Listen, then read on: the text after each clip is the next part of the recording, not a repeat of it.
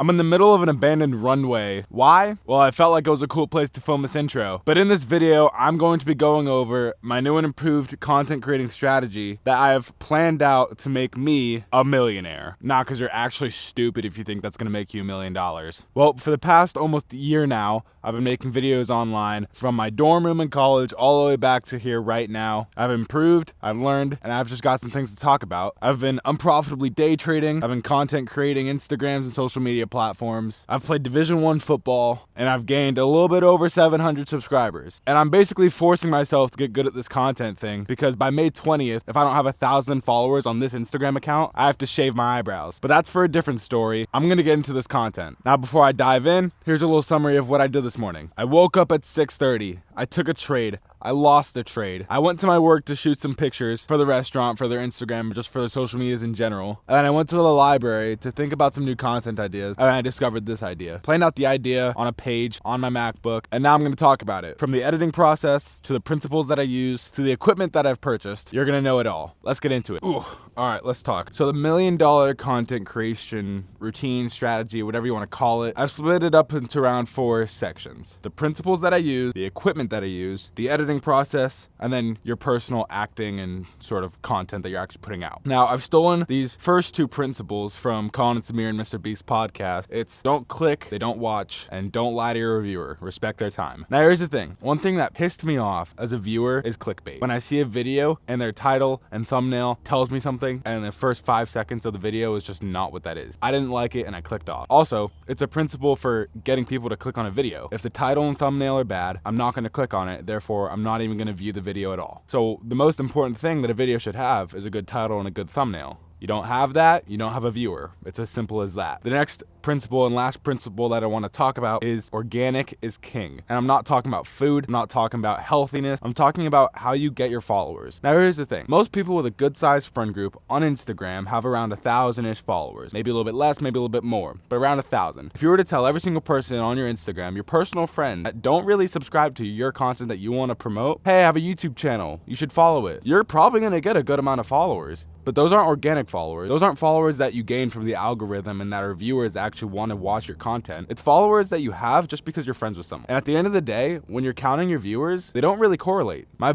former football teammates aren't going to watch my content on finance because they're not finance subscribed people. But they're subscribed, and if they're subscribed, they're not an accurate representation of subscriber to viewer ratio. So those are the first 3 principles that I have. Now every single title and every single thumbnail and every single principle that I go and every single principle that I take personally. The thumbnails that I make them handmade. They're not AI generated. The titles that I make them myself with a little bit of AI generation and SEO help, but that's the point. Make it search engine optimized for a viewer and the algorithm. And organically, I haven't shown my Instagram page or Snapchat page anything about this YouTube channel. Why? Because I want to reach monetization organically so that when I have viewers and I can accurately represent viewer to subscriber to earnings ratios, that it's actually correct and, for lack of words, accurate. Now, one thing that blocks a lot of people from becoming YouTubers and uploading content is them feeling that they don't have the correct equipment to do the job correctly or well. Well, that may be true in some cases. You don't want to be recording and uploading videos from an iPhone 6. But modern technology has gotten so far and so advanced that you should be able to do it no matter what. Mr. Beast has gotten 300,000 subscribers on just an iPhone. The content was there and his principles were used well. So let me go over the main 3 things that I think anybody needs to be an established YouTuber. If you have these 3 things, you cannot make any more excuses. Number 1 is an iPhone.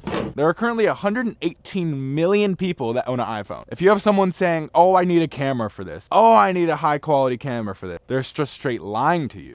Is it seriously raining? I gotta get through this quickly. They're just straight up lying to you. There are 1.3 billion active iPhone users in the whole entire world. 1.3 billion. Your excuse is out the window. Also, I'm filming this on my iPhone. That's why it's number 1, because I think the iPhone is one of the greatest pieces of technology ever created. 1, because you can do every single function, and 2, the cameras are small and high quality enough to film this video. 4K resolution, 1080p, how many frames a second? I don't know, but I know it's really good. Now, number 2 is a tripod. Go to your local store, any store, your Publix, your Fred Meyers, your Costco's, your Best Buys, your Amazons. You can buy a tripod for 20 bucks. Tripod that I'm using right now, 20 bucks. It ain't that deep, okay? At the end of the day, you just need something to prop up your phone. Simple as that. If you're not willing to spend $20 on a YouTube channel, don't start one. It ain't worth it, because the whole entire point of starting a YouTube channel is 1, creating things, and 2, to monetize and make money. And the third thing that I personally have invested in, and one of the only things that I've invested in, are these microphones. DJI Mic Minis. They were $170. They're very good quality. They pick up audio very well. And at the end of the day, spatial audio from your phone sometimes just doesn't cut it, because there's wind, there's echoing, there's noise and people around you. And at the end of the day, having a microphone that you can just attach to the brim of your hat is super valuable, especially to the viewer. Because if you're watching a video and all you hear is iPhone audio and the spatial noise around it, you're in a coffee shop and you can just hear everything. You're in a gym and you can hear all the barbells dropping on the ground. You're outside and you hear the birds in the wind. It's just not fun for the viewer. So investment number 1 that I made was this. Now, moving on to the next section of this video, I wanted to talk about the editing process. Now, there's many things that you could purchase and softwares that you could purchase. Premiere Pro, DaVinci Resolve. I use CapCut for the freest form of video editing there is, for TikTok, for Instagram, for YouTube. It's freaking free. And if you subscribe to it and get the pro stuff, it's even better. So if you're ever worrying about your software, your editing software not being up to par, just know that I use CapCut. Mr. Beast used iMovie. There are channels out there that have millions of subscribers that founded their channel on iMovie and CapCut and InShot and all those free. There's some YouTube channels that just don't even edit. They shoot, they stop recording, and then they upload. Now here's the thing. If you've watched YouTube for long enough and you watch enough creators, you will understand what makes a good YouTube video when it comes to the editing process. When you cut out the noise, you get rid of useless things. If it's a horrible shot, you don't use it. There's many YouTubers out there that have fancy transitions and super high cinematic photography and, have basically IMAX cameras that are Netflix grade. At the end of the day, we're YouTubers. We upload from our phones. If the content that you're making is made for people that don't care about the cinematic quality of your video, then you shouldn't be focusing more into the cinematography than you are about the content. That's just plain and simple. And that's the editing process of it. Just cut out the noise, watch enough YouTube, you figure it out, and you don't need fancy editing software. Simple as that. Now, one thing that confused me so much as a YouTuber is that if anyone can do it, why doesn't everyone do it? Well, at the end of the day, some people aren't made for the camera, and that's okay. There are some people that are way better in-person conversations and are charismatic and have so much engagement in person, but as soon as you put a camera on them, they go quiet. And it might be the complete opposite. Maybe in social gatherings, you're super quiet, you're not engaging, you don't really like to speak up. But as soon as a camera's on you and you're just all by yourself in the middle of an abandoned airstrip, you can yell at the top of your lungs and no one will care. Chicken jockey! Look, the way that you're supposed to act in YouTube videos, the content that you put out, the actual thing that you want your viewer to watch, whether it's you, whether it's a video game, whether it's you commentating over something, whether it's you reacting to something, whether it's you cooking something. At the end of the day, if engagement requires you to be engaged with the camera, you're just gonna have to do it. If you're lying to the camera, if you're making completely fake gestures that you actually don't find funny or realistic or accurate, that's fine. Who's judging? I don't see Judge Judy behind the camera. I don't see Dr. Phil behind the camera. The comment section of a YouTube video isn't made for critiques. It's made for viewers. And if you're gonna take a comment from a person who doesn't upload videos at all themselves on content creating advice, they're not uploading stuff. Here's the thing. Upload what you want.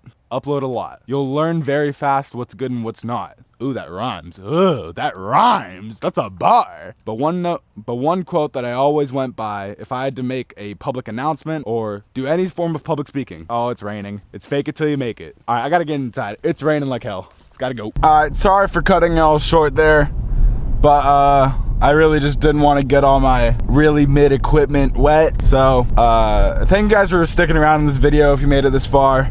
If you're waiting till the end of the video to see a trade review, just know that I lost and that the markets are kind of crazy right now because of the whole tariff thing. Other than that, thank you for coming along in the video, and I hope to see you in my view count soon again. All right, I'll catch y'all. Peace. Bye. Chicken jockey.